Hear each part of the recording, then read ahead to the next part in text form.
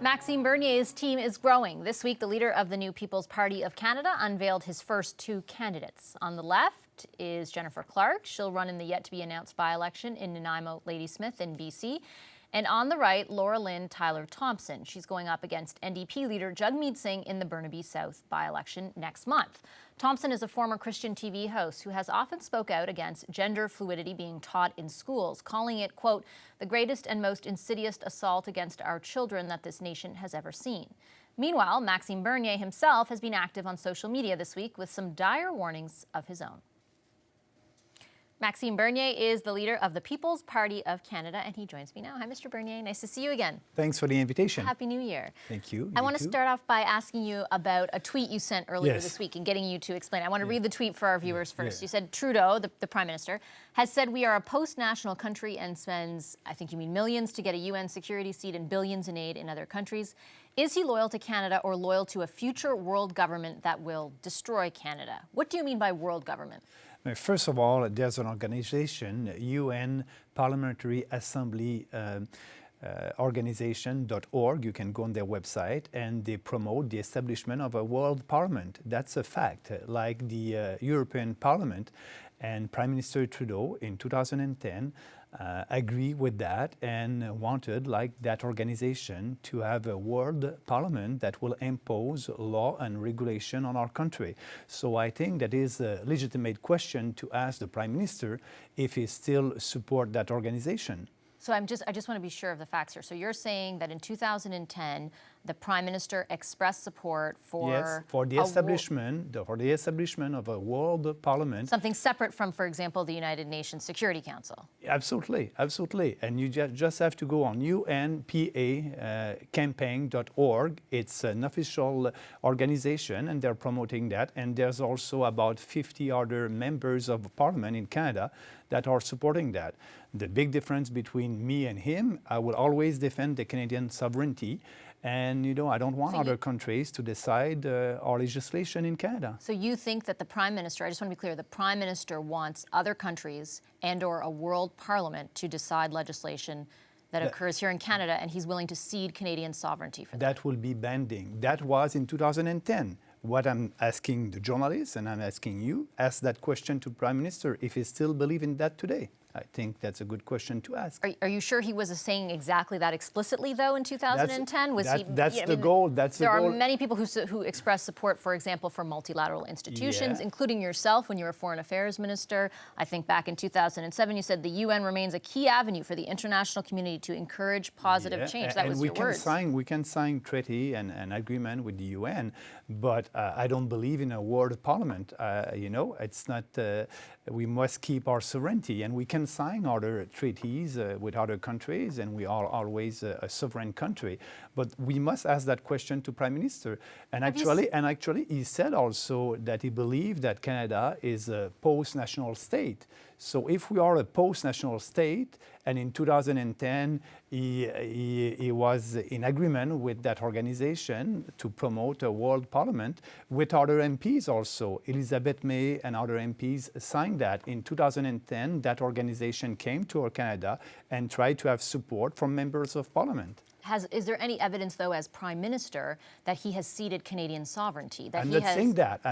But you're a leader of a national party here, and you're raising this issue on Twitter based on something that you think he meant in 2010. And I'm asking you if there's any evidence now that the Prime Minister wants to cede Canadian sovereignty. But what he did with the compact at the UN, you know, the government of Canada signed a compact with the UN for the migrations compact, and I was the first one. That's not legally binding.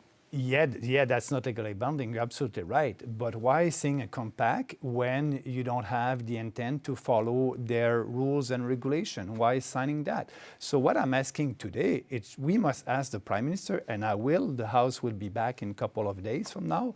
If he still believe in that, if he still believe in a world parliament like the parliament, the European Parliament. But the pact you point to is evidence. I mean, that's supposed to be aspirational. There's a migration problem in the world. It's supposed to ascribe. I mean, there are issues with the pact. I take your point, but it's not supposed to be legally binding. Yes, so he's not ceding any sovereignty. Yeah, but that organization, it's clear on their website, they want law and regulation to be binding to other countries. So that's clear in the goal of that organization. Okay, we'll leave it there, but I want to move on to... But ask that question to the Prime Minister. That would be interesting to know the answer. When I interview him next, we'll see what he says in the House of Commons when you bring it up. Yeah. I want to ask you also about the candidate that you're running, yes. Burnaby South. I've seen your tweets lately where yes. you've posted her most recent post on Facebook yes. in which she says, the People's Party of Canada is for all people. As Canadians, we get to live as we please. I love this land as you can be gay, lesbian, trans, pansexual, polyamorous, heterosexual, or any of the many genders that some identify as, yes. in part.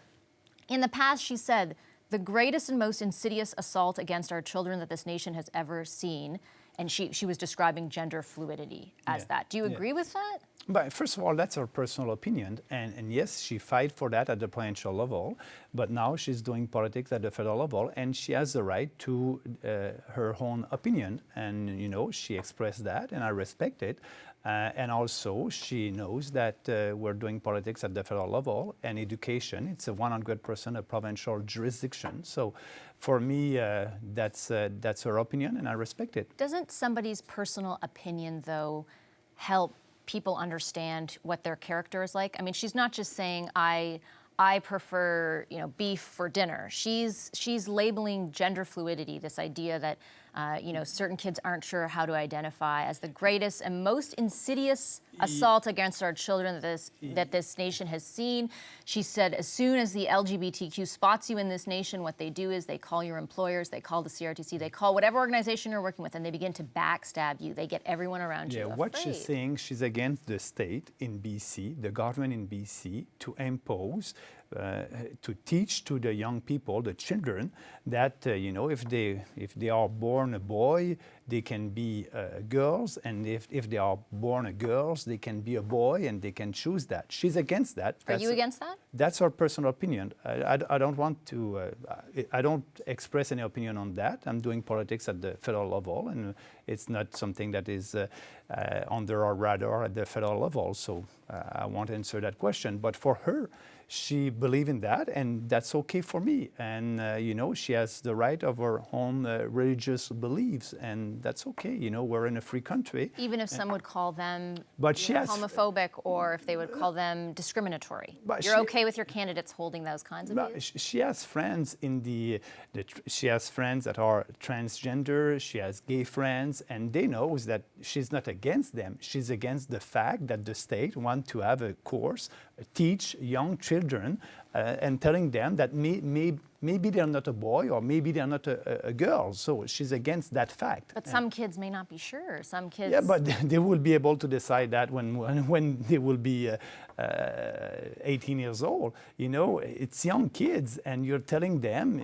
kind of a confusion in their mind. So that's her point of view. And, you sound like you agree with that point of view. No, I'm just explaining her point of view. That's a real point of view. You can go on Twitter, you can read. So do you think gender fluidity should be taught in schools? Well, I think that she has a point, but for me, I don't want to go in deep in that debate. It's not a federal debate, but I respect what she said. So what's the line for you about what your candidates say then? What is there they have the right to have any kind of opinion? They have the right to have their own opinion.